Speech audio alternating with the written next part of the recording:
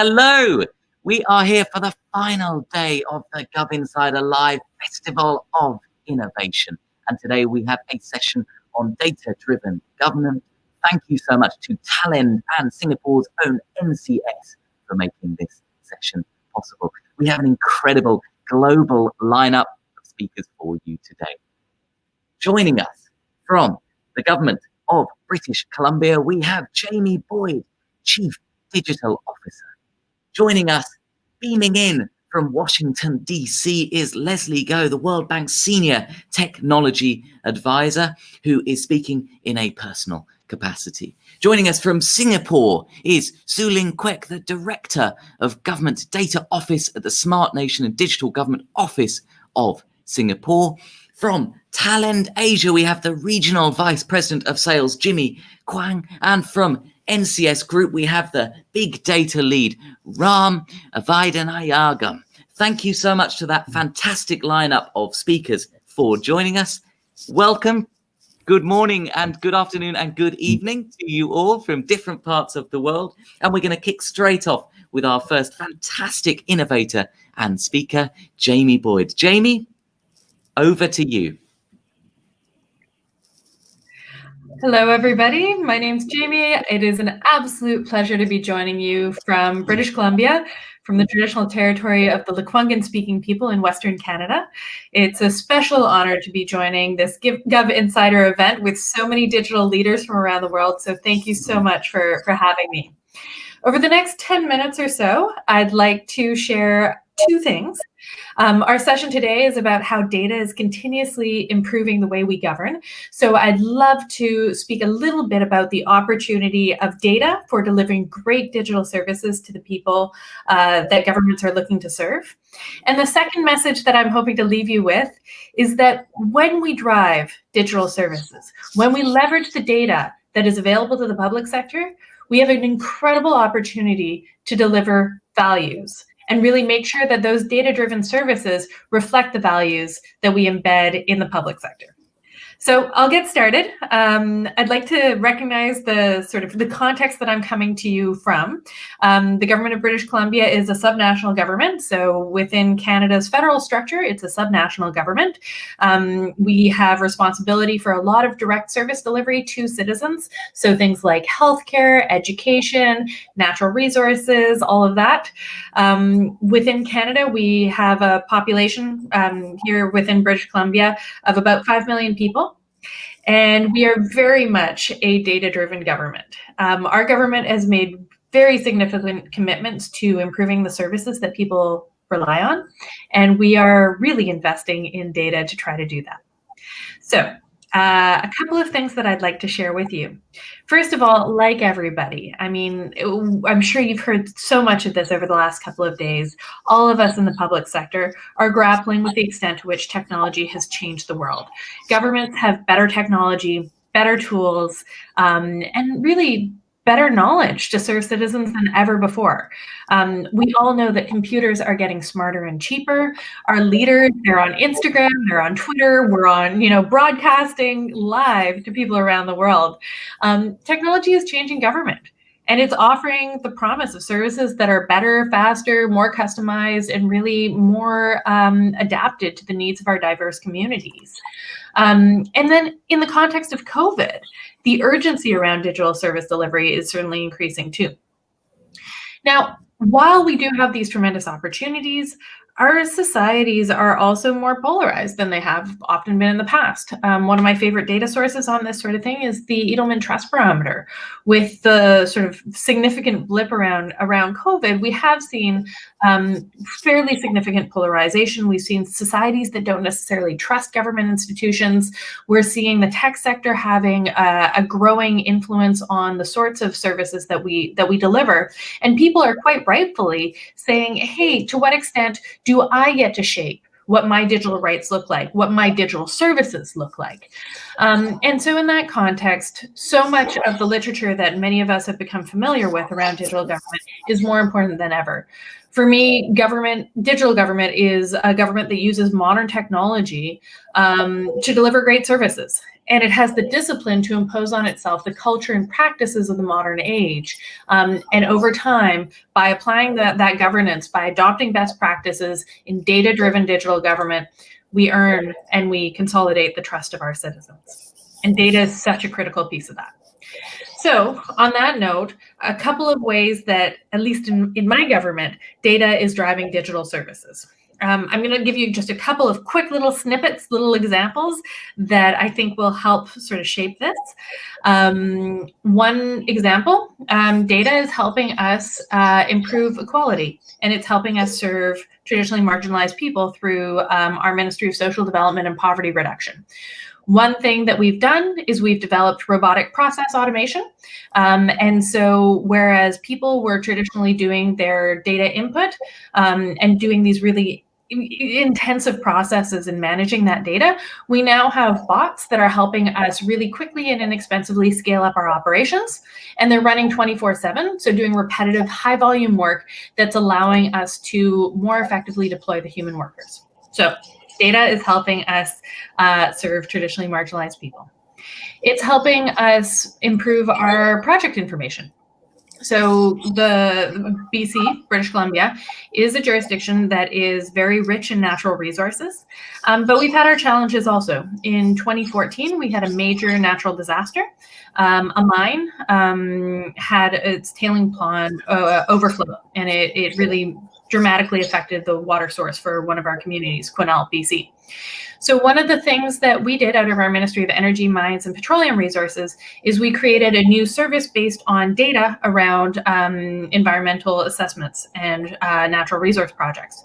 So we were able to launch a suite of public services focusing largely on personalized dashboards that helped us really document the different kinds of considerations that we take into account when we're doing our regulatory inspections. Another example. We've leaned in heavily to the idea of self-sovereign identity. So leveraging blockchain-based solutions to support our identity solutions. So there, we've launched the Trust Over IP Foundation within the Linux Foundation. And that has been an intergovernmental collaboration to support our verified organizations network, using technology and sound distributed approaches to data management to help us create trust in the digital age. So there are just so many different ways that data is really enabling dramatic improvements in the way that government provides public services. This takes the form of our identity solutions. It takes the form of our data innovation program. It takes the form of open data in Canada and around the world. So there are just really wonderful examples of making smart use of data to deliver services.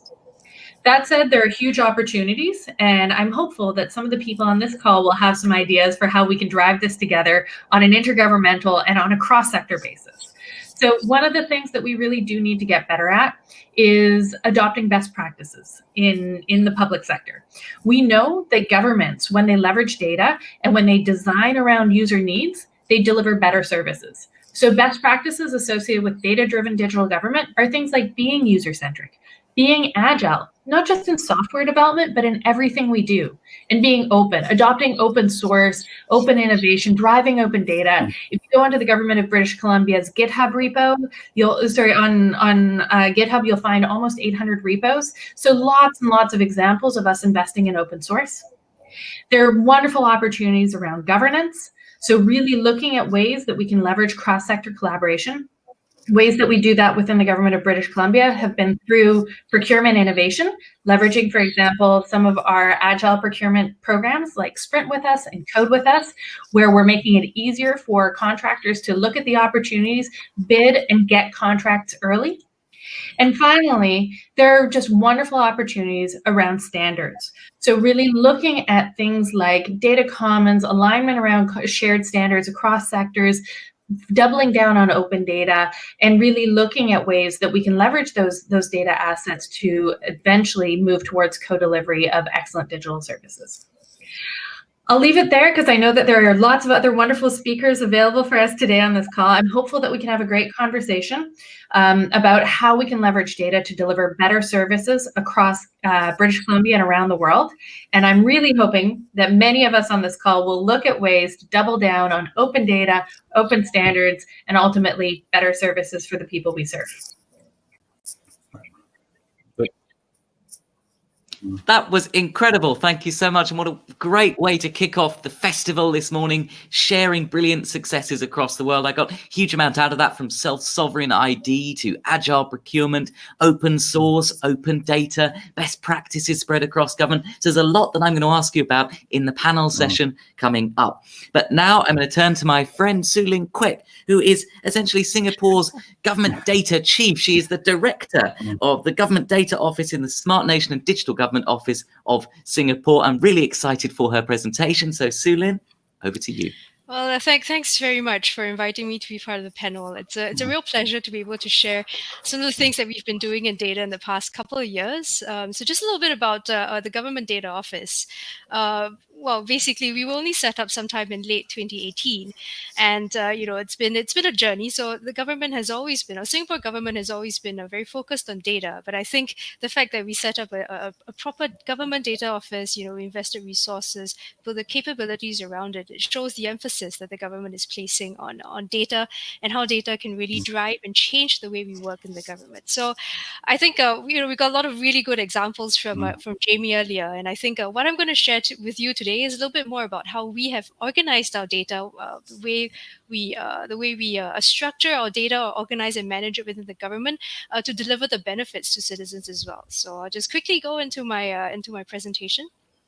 And, I'm not going to go through a lot of the background. I think all of us here, I'm sort of preaching to the choir.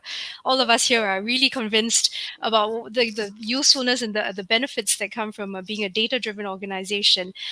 Just a quick note on sort of summarize how we see the use of data within the government. It's really about making sure we have better policies, better targeted policies, policies that are relevant, up to date, and really meet the needs of our citizenry. Within the government, of course, it's about optimizing our processes so that we are effective in how we use, taxpayers' monies, our financial resources, to deliver, whatever we need to deliver the public functions that are entrusted to us. And of course, importantly, it's how the citizens benefit from the services that are delivered to them as well.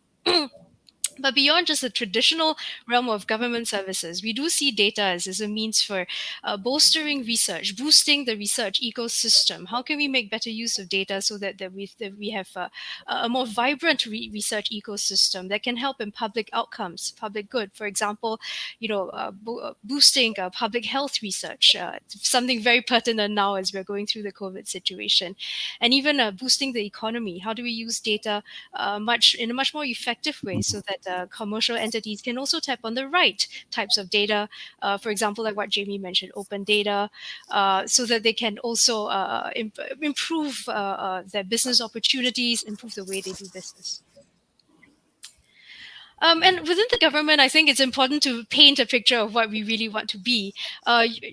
Singapore has the Smart Nation Digital and Government Blueprint, and data is one part of it. It's not the only part, but it's a key aspect of it. And what we envisage is a public service that is what we call data-driven to the core. You've probably heard this many, many times already across many different presentations. But what this really means is at the officer level, so at every officer and every agency is empowered, has the tools, has the capabilities to make full use of data in accomplishing their tasks, carrying out their missions.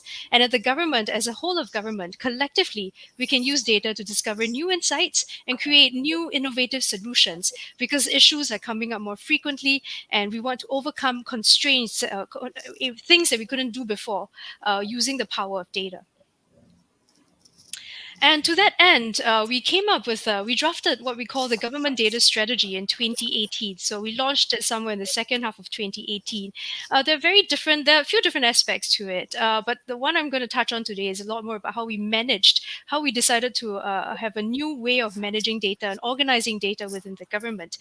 We call it the Integrated Data Management Framework, which essentially is your data lifecycle, which again, I think a lot of data practitioners are very used to or very familiar familiar with, and the key enablers around these to ensure that we can actually manage data well around the life cycle. So your policies, governance, etc.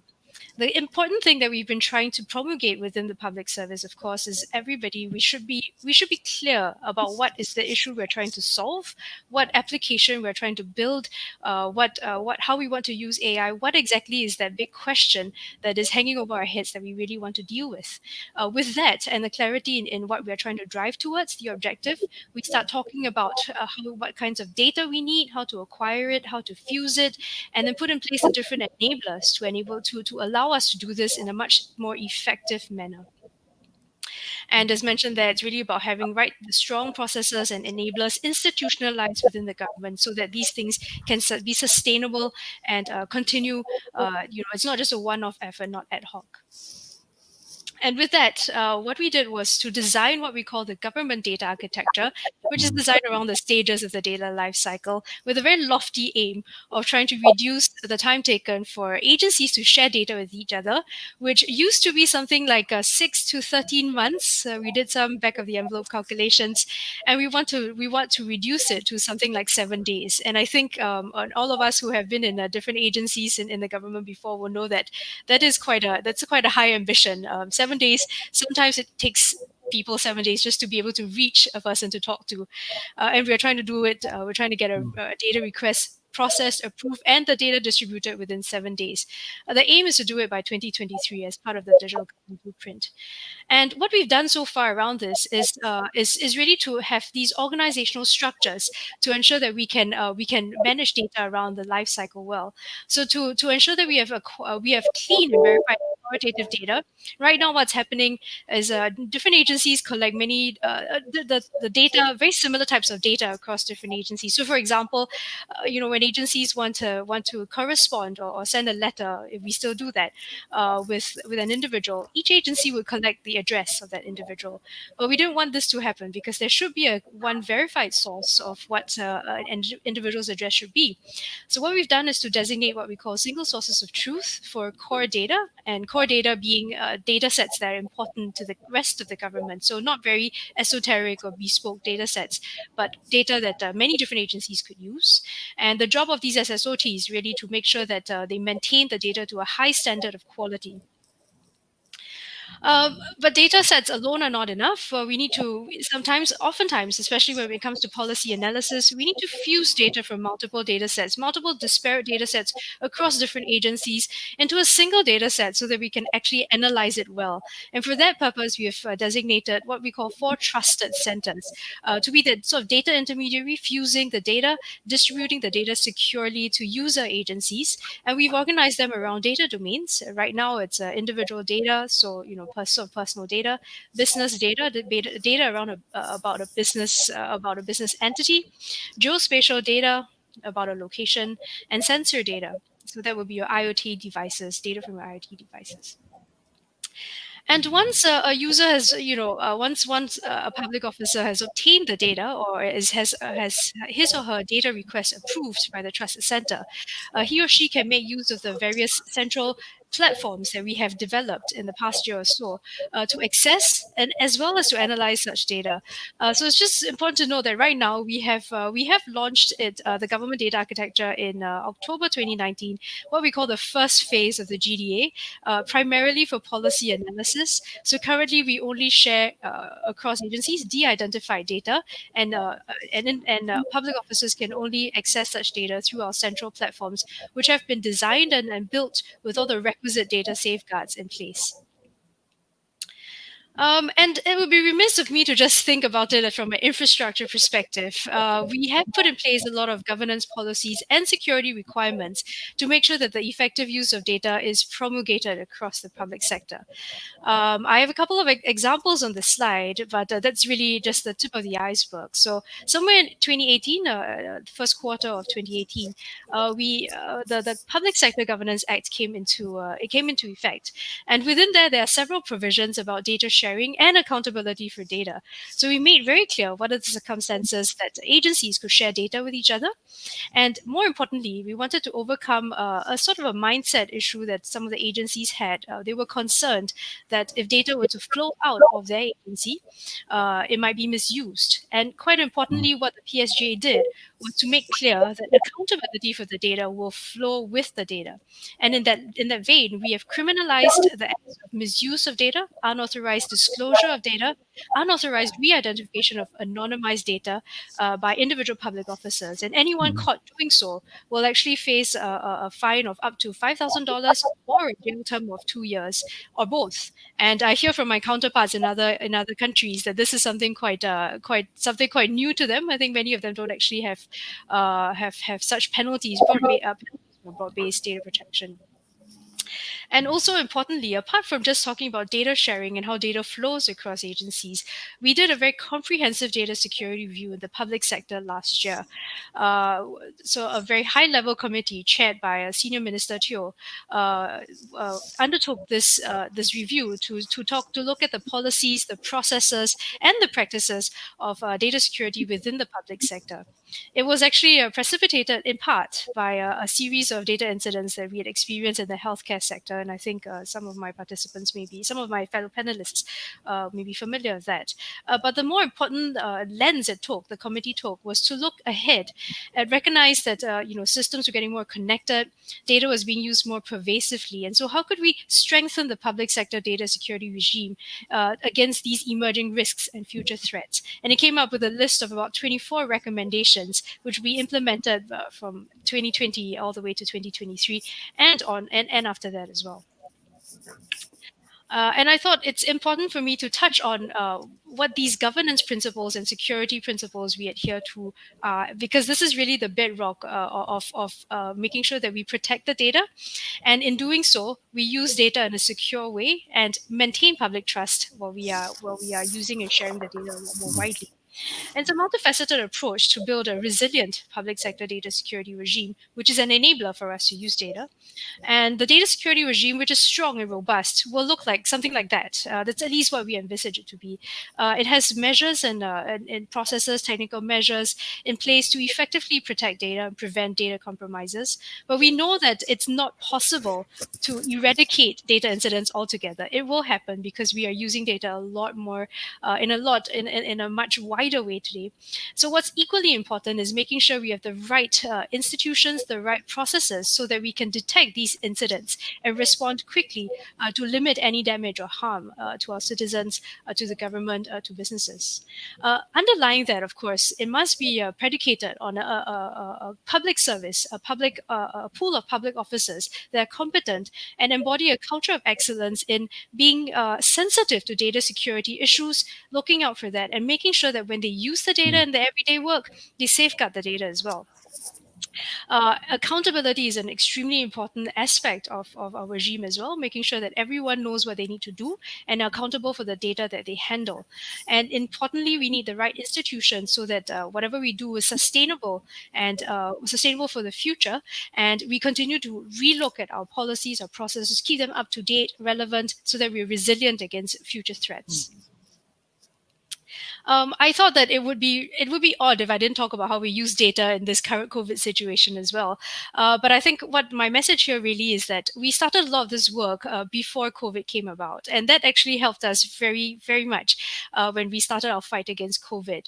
And I've given a couple of examples there about how we're using data in combating the COVID situation, in particular in contact tracing. We've rolled out a few digital solutions, really about it's about using the data, collecting and using the data well, so that we can identify potential cases quickly and trace the path of transmission so that we can shut it down quickly. And I think how we've been able to do it would not have been possible had we not had this foundation that we built painstakingly over the past couple of years. The GDA, as well as the recommendations, the data security recommendations by the committee, that really gave us a way to showed us how we should be protecting the data even in these new solutions, and how we can communicate better with the public as well, so that they have trust in what we're doing. This is actually my last slide, and I thought we'll just leave it there, and I'm happy to take questions during the panel discussion. Superb. Thank you so much for that really comprehensive and incredibly insightful presentation. I have a huge number of questions that I'm really keen to put to you. I almost want to put them right now, but instead I'm going to turn to my friend Leslie. Leslie Go is a senior technology advisor at the World Bank. She's speaking here in a personal capacity, and I'm really excited for the lesson she's going to talk about on data for good. Leslie, over to you. Hi. Thank you so much for the kind introduction and also the invitation to this event. I'm speaking to you here live from Washington, D.C. Headquarters, and I wear several different persona, not just advisor at the World Bank, but also doing a lot of work in academia, specifically in research and also in teaching on digital government and fintech, as well as regulatory technology. So I work a lot on the intersection of technology and policy framework. So this is an area that I care deeply about. If we can bring up the slides, I can share with you some of the areas that I've been focusing on. So more specifically around AI and data as an accelerator for the digital economy. If you progress to the next slide, please. So during the pandemic, on the one before that, the pandemic not only heightened the importance of digital government, but also it heightened the importance of digital economy. Job creation is one particular highlight. And how do we create a public platform that supports businesses to thrive, small and medium enterprise that creates jobs for so many countries around the world. And during the pandemic, they've lost access to capital and finding ways where they can stay afloat. So from that perspective, COVID has become a catalyst for digitalization as we shifted many services online globally very quickly within days and weeks, not just months and years. Education institutions, where I was supposed to be teaching this summer at Cambridge University, I ended up doing it online because we couldn't travel. And all that create a new way of operating and shifted to everything online. Trade and communications, routine businesses had to rely on global online platform to conduct various communications and agreements. But we figure out how to do that using the digital channels. Since March 20th this year, I have been working from home. And that's something we've never done before at the World Bank and many organizations around the world too. How do we find new ways of operating online at a global scale, using global platform and adjusting to different time zones? So next, please. We try very hard to figure out what could that kind of global platform be in terms of building trusted services and having the foundational elements such as digital identity, which is key to many of the government services to be able to relate to the citizens and also in some cases businesses as well. Singapore, I'm aware of, is doing the national digital identity and making progress in this space. And many other governments, MOSIP framework is another example in Morocco, Philippines, Indonesia, and several other countries that are looking into these kind of framework to build greater national level scale digital identity and giving access to citizens and businesses to the data. So if you go to the next slide, I wanted to talk about how do we look into this data governance, which is very important because as we look into digital journey, there's a huge amount of data that's generated from structured and unstructured content. And digital can create divides among citizens and population that may be marginalized because they do not have access to connectivity or these services because they don't have the high level of capacity in terms of data literacy. So digital have ways where it actually can create some unintended consequences. And we need to figure out how to not only benefit the citizens, but also what are the potential risks that it can create. That's the reason why I framed this whole thing as a data governance framework, asking those probing questions around the importance of what data are you collecting, and how much data are you collecting? Are you collecting just enough for what it is intended for, such as COVID tracing, contact tracing? Why are you collecting the data? For the sake of safety, in that case of contact tracing and public health.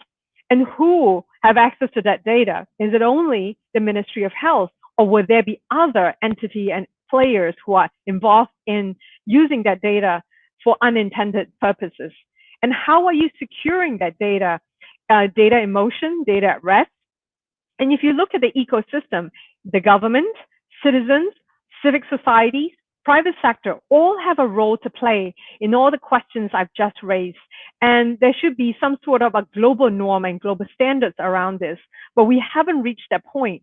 So if you bring to the next slide, for digital platform, the data governance that we need to arrive at has to be something that will bring in all the different stakeholders for the digital economy together at the table, where we bring the digital government, private sector, citizens, and data platform or data providers that brings different dimensions to the table, collaborating with policymakers along the way, not an afterthought, and finding ways where you can test out the ideas and premises of the use cases in sandbox solutions, and improving data interoperability, very important, especially for cross-border interactions. I just saw recently Singapore and Australia has an agreement for digital economy collaboration where they emphasized open government collaboration of data sharing cross-border. And how do you establish that if you do not set up some sort of a governance framework around interoperability for cross-border? And of course, the data standards and tools and automation that needs to be in place to ensure there's quality data. Otherwise, we're really dealing with garbage in and garbage out. So if you look at the entire ecosystem, it is complex. If you bring to the next slide, I'll tell you how complex it can be. There are so many stakeholders at play. I've kind of grouped them into consumer or customers or citizen level at an individual level. There's also the next level, which is regulators and policymakers. And finally, institutions, whether it's private sector, small firms, small, medium enterprises, or large organizations for profit or tech organizations that are providing various cross-functional capabilities. As you can see, there are various trade-offs around data sharing and data privacy that all stakeholders have to take into consideration as we gravitate towards a new global norm. So when it comes to the COVID-19, if you bring to the next slide, this is where some of the digital technologies that come together to bring forward something that is very important and meaningful around public health response. That's front and center in all our minds. And digital technology is being harnessed to support public health response during such time globally, including population surveillance, case identification, contact tracing, evaluation of interventions on the basis of mobility data, and communication with the public in real time. These rapid responses leverage billions of mobile devices around the world, large online data sets, connected devices at relatively low cost computing if they're using hyperscale cloud, but also using AI and machine learning and natural language processing. So I highly recommend you have a look at this paper that kind of sheds some light on the breadth of digital technology and innovations on public health, and how the response of different governments around the world, and also gives some insights of the future of public health that's likely to converge over time as we go further in the digitalization journey. And finally, in terms of what are the technology that could really help us address some of the potential risk and concern. If you bring to the last slide, as a technologist, I will always end on what technology can do in terms of mitigating risk and addressing some of the concerns that we have around data privacy and looking at some of the principles around fairness, reliability, privacy and security, inclusion and transparency, and of course, accountability that both esteemed speakers talked about.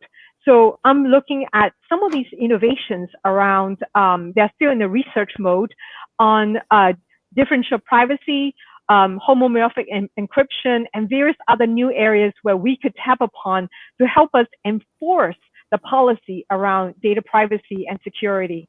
Thank you so much for the opportunity to share my thoughts with you. Wow, that was brilliant. And that last slide alone had some really fantastic information on it.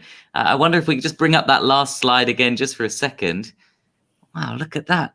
Incredible amount of information on there that's incredibly useful for our audience. I look forward to talking about that more with you in the panel session. But the purpose of this festival is to make sure we hear voices not just from the public sector, but from the private sector as well. My friend Jaimie, a fantastic innovator from Talend, is going to be talking about the power of data. Now, Jaimie, over to you. Over to you.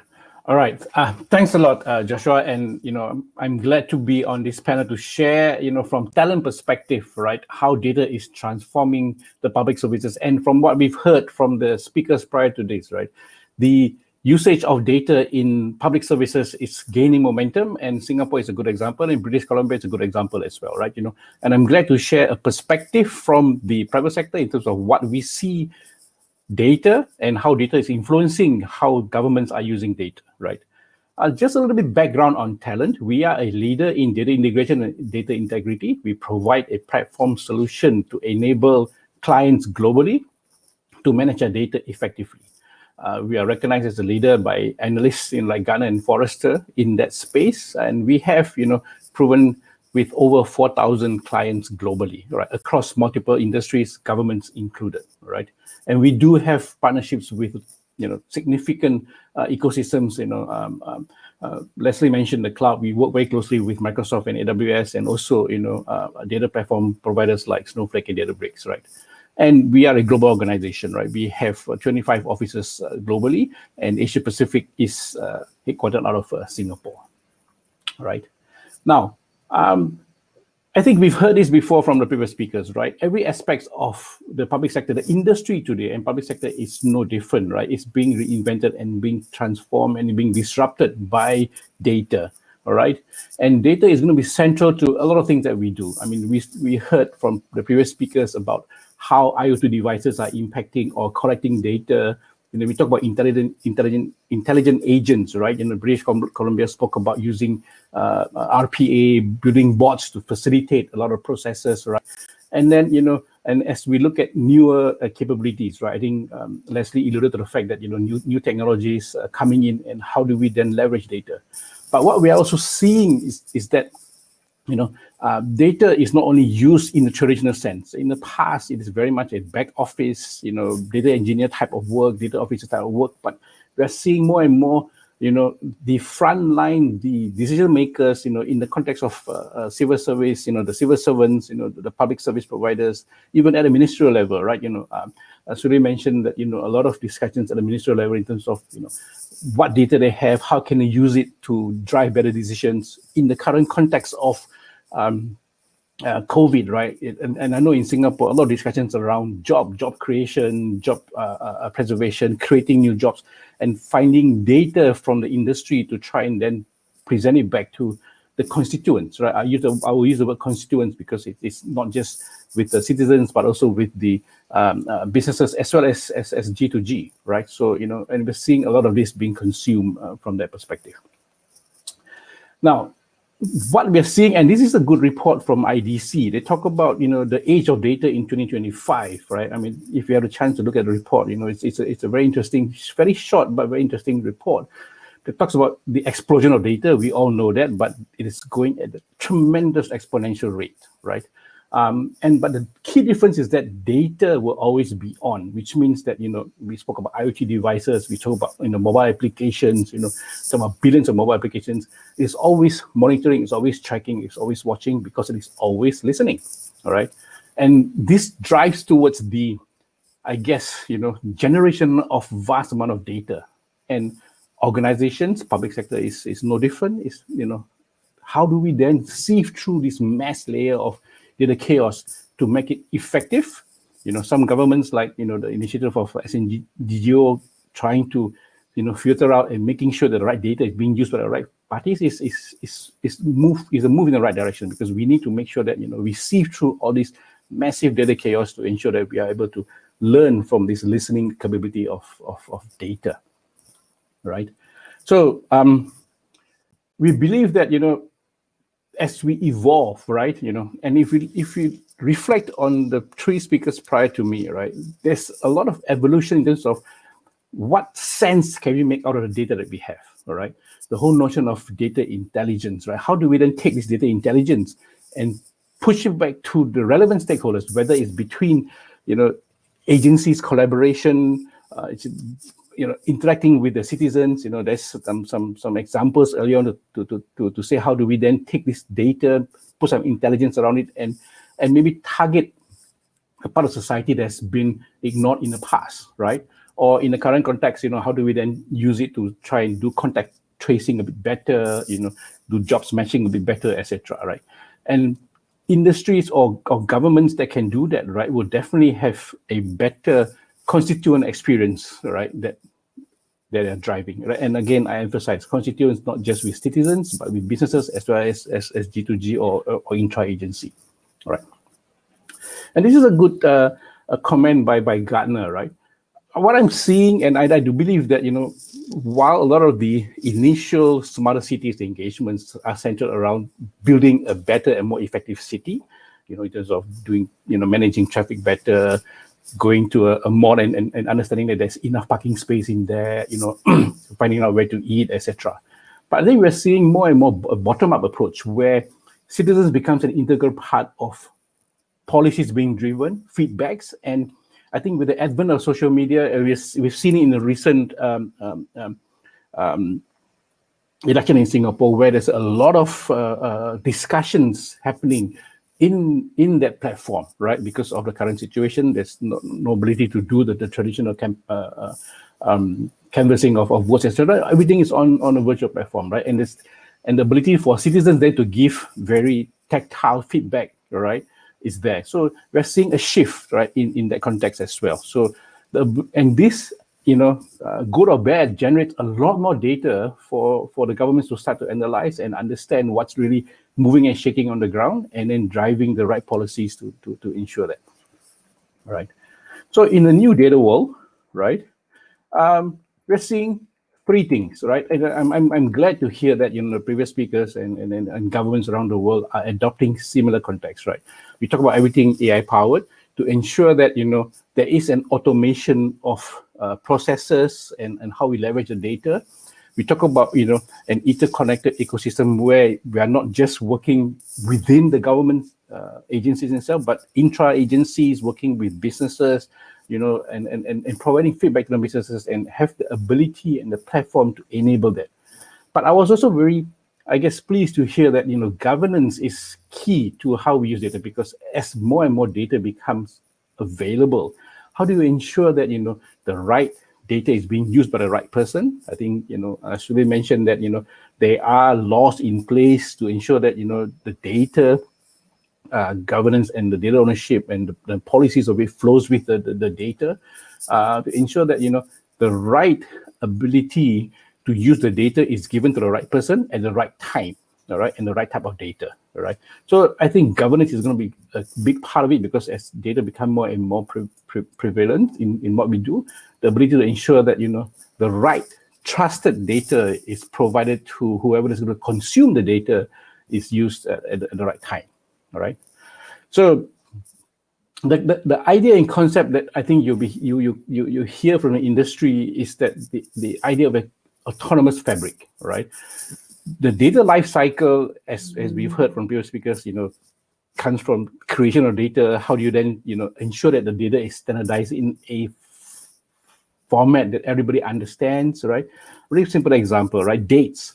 It's a very good example. In this part of the world, we say day, month, year. I think in North America, they say month, day, year, etc. Right? So little things like this. Right? How do we then have the ability to standardize things and ensure that it is a continuous fabric when you ingest the data, you transform the data, and most importantly, share it in a governed manner. So the idea of autonomous fabric, or you'll hear the term data fabric coming more and more prevalent in terms of how data's life cycle is managed throughout the usage, right? And we're seeing a lot more automation in that, minimal human intervention to ensure that the policies, the processes are transferred as the automation happens, right? So from Talend's perspective, all right, you hear the concept of the data fabric, right? It will drive revenue, from a government perspective. How do we drive more revenue collection, for example? There's discussions about innovation. How do we use data to innovate faster? How do we, to Singapore's example, reducing the intra-agency sharing from months to days, right? Transforming the citizen's experience, etc. Right? So, the concept revolves around collecting data across a multiple platform, whether it's on cloud, whether it's on-prem, or whether it's a hybrid environment, right?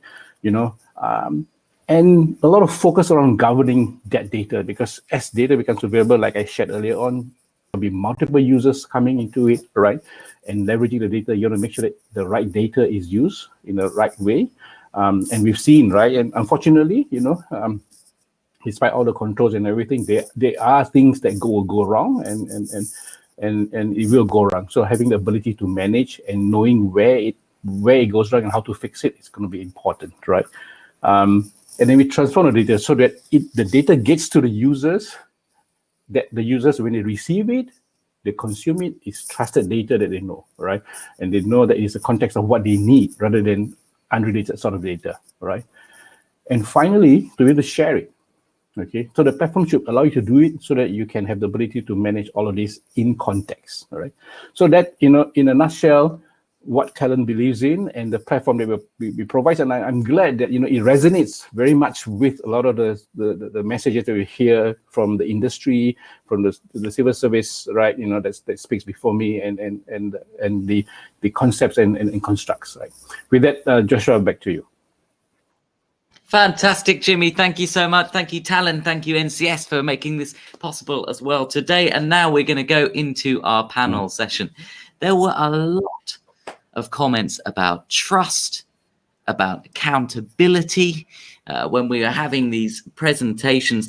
Jaimie, I wanted actually to kick off with you, because you were talking about a self-sovereign ID and how that was useful to building trust. I wonder if you could just unpack that in a couple of minutes for us, please. Just what do you mean by self-sovereign ID, and why is that important for trust? Absolutely. So one of the things that we believe is that in the digital age, we need to collaborate, and we need to collaborate in trusted ways.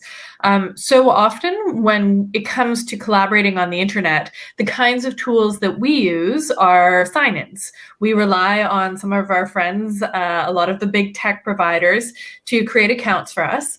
And we use that to say, yes, Jaimie is who she says she is on the internet. That has its limits. And when it comes to filing things like taxes or accessing health data, that is not necessarily appropriate. Like some people may feel comfortable using their commercial email sign-in to say, hey, I really am this person. But then we come up with all sorts of security risks and whatnot. So one of the things that we've done in British Columbia is we've doubled down on our identity solutions. We're the first jurisdiction in North America to take our health identity card and our driver's license and combine it into the BC Services Card, a single piece of identity. And there's now a digital twin associated with that. So you can scan the barcode on the back of your ID card, download an app, and using that, you can accredit yourself with the government to be able to access your own information. So you can access, for example, Health Gateway, allowing you through the app on your phone to see all the health information that we hold on a citizen, and you control the access to that. We're also working with other orders of government, including the Government of Canada, so our national government, around these identity solutions. So and a great example is around filing taxes. Previously, if you wanted to accredit yourself with the Government of Canada, you could do through a dedicated sign-in service with the tax authority. You could do so through your financial institution, saying, here's my bank card, they've accredited that I am who I say I am. And this tax season, you can now use your provincial identity card, which is way easier for people, especially when you think about people who perhaps live on the other side of the digital divide, people who aren't digital natives.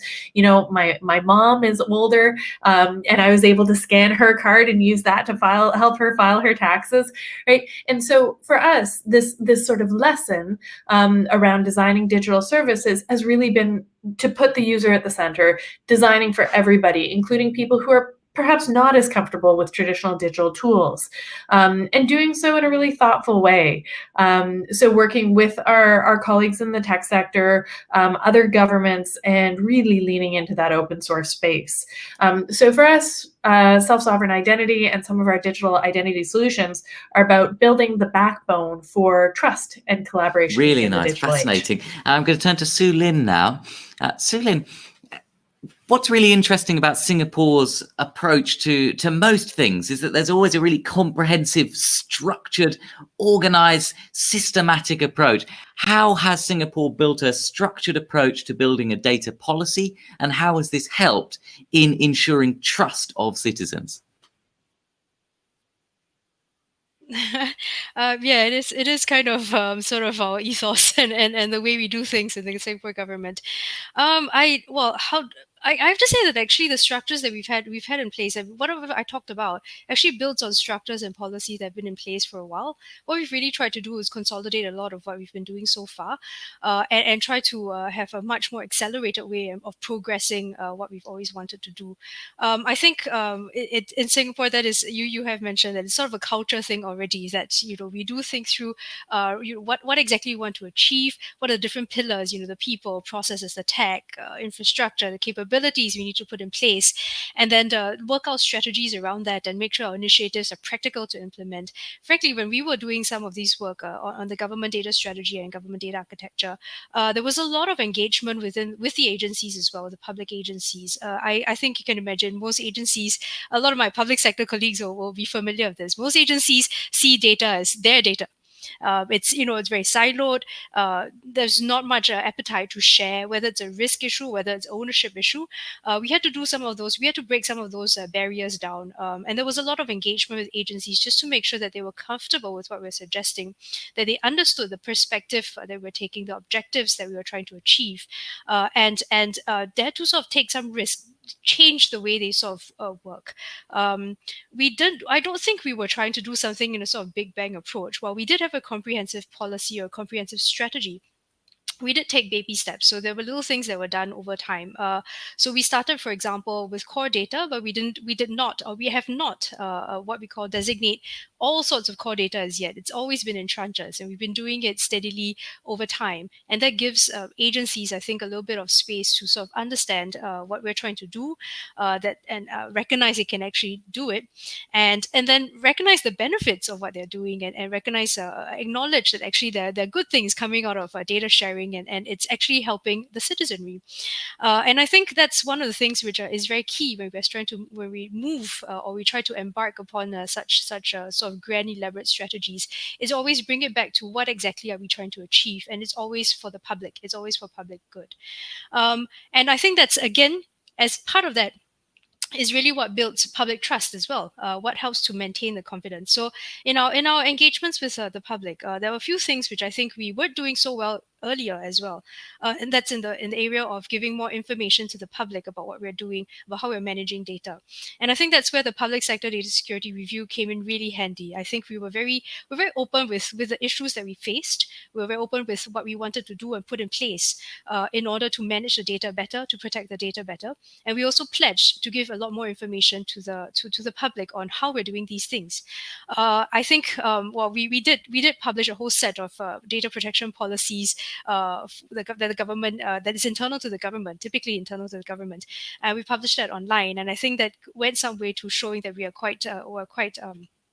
we're serious about demonstrating transparency and accountability for the actions that we are taking.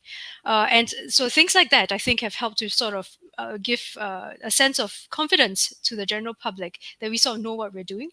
So it's not just about doing having the structures internally and then just keeping it to ourselves, but engaging, like I think what Jaimie mentioned, engaging the public on what we're doing, letting the public know and understand better what we're trying to do and how we're managing the data, their personal data actually, which frankly is the bedrock. We do need that level of confidence. We do need that trust so that we can continue using the data to deliver services to them. And ultimately, it's about the benefits that they see from the use of the data. And I think we have a number of initiatives where we've used this data quite well. I won't go into it right now, but I think that's how we've sort of gone from a structure within the government implementing it, and how we sort of engage the public as well, just to build that level of trust in what we're doing. And it has been a remarkable story. As you noted in your presentation, there was a fairly well-publicized cyber attack on the Singapore healthcare system. And then the response was to be incredibly comprehensive in coming up with new laws, new frameworks, new policies, new offices and approaches to be guiding government officials on the use of data. Really incredible work. I'm going to turn to Leslie now. Data for good. I wonder if you could give me an example of data for good and how data is being used for good in public service. Well, so I focus a lot on technology for good, and hence data for good is a key part of it, especially around open data framework. In fact, Singapore also have that open data framework from what I remember hearing. And in many governments around the world, they are starting to do more of that, where government data that can be used for various good, for example, helping with agriculture industry to help bring about new transformation of agriculture practices in many countries which are in the middle income and low income countries.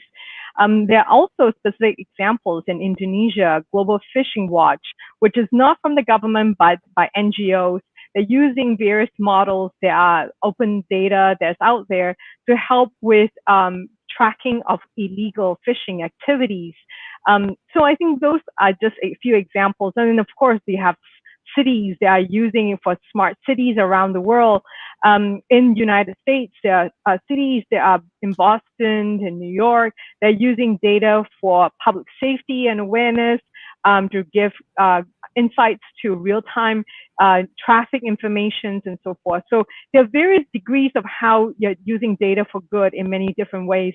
And in the world that I work in, primarily in the developing world, data is also used in areas to help with diaspora population, fragile conflict violence area. I work on projects in the past, such as the AI for famine, where we are looking at data to really address food insecurity challenges in areas that are really in need of such attention, because these are problems that are really hard to solve. And looking at it from international organization, how do we help governments bring about greater insights and decision-making framework with data that's accessible to and otherwise locked up in various fragmented silos in government. So now we're trying to bring it all together to see how we can combine data and the technology to bring about new insights that can be actionable. Fantastic. And while you are here, of course, in a personal capacity, I understand you pivoted recently from being the Chief Technology Officer of the World Bank into a new role as Senior Advisor, and you're going to be working much more closely with governments in Southeast Asia in particular. So our audience in Southeast Asia, I'm sure, will enormously look forward to speaking with you more. I'm going to introduce my friend Ram now. Ram, if you could unmute, please. Ram is representing Singapore's own NCS. And Ram, I wonder if you could just tell me some of the key principles for using data in public service. Hi, everyone. My name is Ram. I will be the Big Data Competency Lead. I moved to NCS 3 weeks back, and earlier I was in US. I was working for some of the major clients, New York Department of Transportation, as well as Los Angeles Department of Transportation. Yeah. Thank you, Joshua. So the three major principles of data, I will tell big data, because in digital world, right, when we talk about data, it's all about big data, where we are going to deal with different varieties and velocities of data, structured data, unstructured data, as well as external structured data, right? So the three guiding principles, right, for any government agencies to consider when I'm going to deal with big data is data profiling, yeah, and data security, right, and data stewardship. Yeah, these are the three major principles, right? So let me go step by step. So what is data profiling, right? When when I'm going to solve any business cases, say for example, right, I need to have a public online transportation system. Yeah, right. I'll be dealing with different varieties of data and different velocities of data, right? So what are the right set of data that is required for me, right? Which are the right set of data I will have to consider? Because in this world, we are talking about enormous amount of data, right? I can use data from my social media, right? I can use data from my IoT systems, right? I'm going to use all my data, right? So that is where we need to profile and examine my data sources, right? Right set of data sources are going to give right set of business value, right, for the right set of users. Yeah. So this is the main power of data profiling. The second major principle is data security. Again, right, it's a big data enterprise data security, right, because the level of security has to be done, right, not at a higher level. It has to be at a very, very granular level, right? What I have seen in my experience is, right, whenever we are going to deal with enterprise level big data security, it's all about masking the data, right, as at a very granular level. Yeah, this is the second principle. Third principle is data stewardship, right? So when we talk about data accountability rights, we have technical data, operational data, business data, right? So each and every data functionalities has to be assigned to a specific data stewardship, right? He has to give the approval for right set of people in order to access right set of information. So these are the three major principles that will be driving for big data. Thank you so much, Ram. I know you've just joined NCS Group, poached from the United States. So I'm sure that many Singaporeans are really excited to be working with you on these projects. We are running low on time, so I'm going to go to a final question now, a round robin for everyone. And often in these events, we talk about obstacles and challenges, but this is a festival of innovation. We're here to celebrate success and great ideas. So I want to talk about reasons to be cheerful. What excites you? What inspires you? Come up with one reason to be cheerful. Jaimie, let's go to you first. What is exciting you at the moment? And I just need to remind you to go off mute. I'm sorry. Yep. Sorry, no worries. I think what excites me is my recent discovery of using my info for a lot of my own personal transactions. And so you may laugh at it, but it was amazing because I recently applied for a new credit card. In the past, I had to fill in like 4 or 5 forms. Today, I did it like 6 months ago. They just asked me, if you would like, we can integrate to my info, validate and validate via SingPass. I did it. Voila, everything came through. And all I have to do is just say yes, send. All done in less than 10 minutes. And I had a similar experience last month when I refreshed my own insurance applications. I had to reapply on a few insurance. Same thing.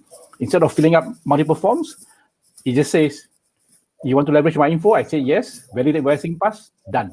So that to me, it's really, really exciting because then it makes my life much easier in Singapore. All right. Fantastic. Using data to make life simpler. Jaimie, let's go to you for a reason to be cheerful. And I'll note that on Facebook Live, we've been getting some comments and points to you as well. So perhaps as you're talking, they'll pop up on the screen. But Jaimie, a reason to be cheerful. I'm so excited that technologists, particularly in the public sector, are increasingly attuned to the idea that when we build services, we have the opportunity to reflect our values in those services. If we care about inclusion, we can adopt inclusive data standards. We can acknowledge that our algorithms, when we build them, if we're not thoughtful, they'll be biased, and really putting people at the heart of the services we build. When we procure, we can procure open source because that allows us to be accountable to our taxpayers. Technology is never a neutral choice. And I think that there is an increasing level of awareness across the public sector. And I'm so excited to be part of those conversations. Fantastic. Thank you very much. Jaimie, Leslie, reason to be cheerful. Well, I will always say that now that there's a higher level of discourse around data governance, I'm hopeful with technology innovation and research in this space, we'll get to a point where the technology could help enforce greater data privacy and data standards. And World Bank this year, the flagship report is about development data for better lives. And the United Nations, the data strategy called for unlocking the potential of data to inform policy decisions and build stronger communities in a decade of action. So this movement of governments, civil society organizations, and private sector partnership must construct new models for international governance and mechanism for building and managing platforms, resources, and technical standards to propel this effort forward. So I'm hopeful that all these efforts is going to lead to global peace, justice, and prosperity, which will yield greater dividends for generations to come. So that's my reason to be hopeful. Fantastic, and it's North America's lost South Asia's game. We cannot wait to welcome you back here to Southeast Asia to be working with us. Ram, is there a reason, a very quick reason to be cheerful? Something that excites you?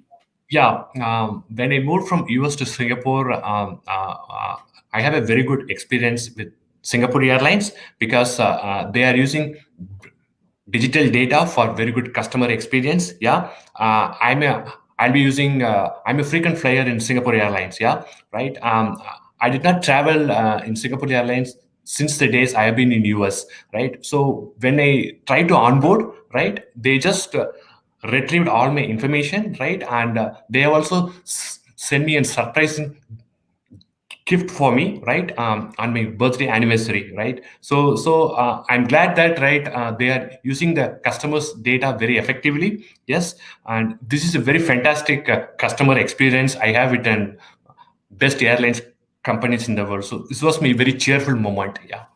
Very nice. Great customer citizen experience through data. And let's turn finally to Singapore's data chief, Lynn Quek. Lynn, a reason to be cheerful.